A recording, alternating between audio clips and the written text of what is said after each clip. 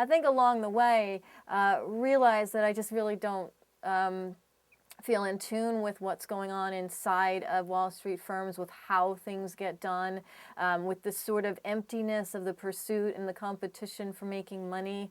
There was a lot of, in general, the bureaucracy that's involved, the power plays that are involved. At some point, I think I personally did not feel that I wanted to be a part of that world, and there were other external factors that took place as well for me. 9/11 really was one of the things that really got me to take stock. I think for a lot of people in life, I was down on Wall Street at Goldman Sachs when that happened, and at that point, I think it was like, well, I kind of don't want to be here anyway, and life's too short, and I really would rather do something that's more fulfilling and perhaps for me and more enriching in general than being a banker making money on Wall Street. I think it requires a great deal of stamina and a lot of backbone. It's not an easy place to work, especially the higher you get in a firm, the more internal political battles become part of your day-to-day life. The more there is trying to take credit for certain trades versus other people in the firm trying to take credit for them, and all these tiny little aspects of power plays that really take place, and that requires to some extent an intelligence, but also the kind of backbone and the kind of real stamina and energy to deal with those kinds of day-to-day realities on Wall Street. It helps to be intelligent or quick-minded, but it isn't like Wall Street's rocket science. I mean, the reality is that how the rest of the world sees what Wall Street does seems to make it more complex than it really is inside. Things aren't actually as complicated as they're painted to be, I think, on the outside.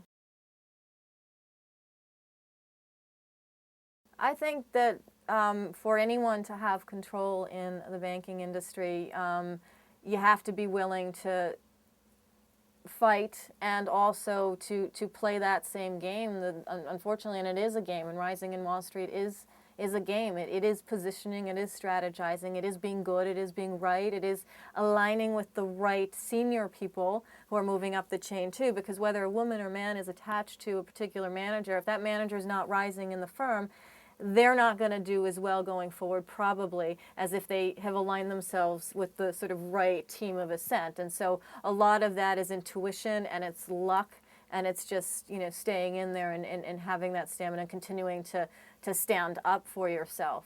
There isn't a lot that's given to anyone on Wall Street, and whether you're a woman or a man, the idea of standing up for yourself and continuing to be fighting in your own sort of behalf is much more a part of it. And also asking for the same kinds of things that that the people who become more powerful on Wall Street ask for. And they ask for bigger positions, and they ask for bigger bonuses, and they demand a lot of what they ultimately get.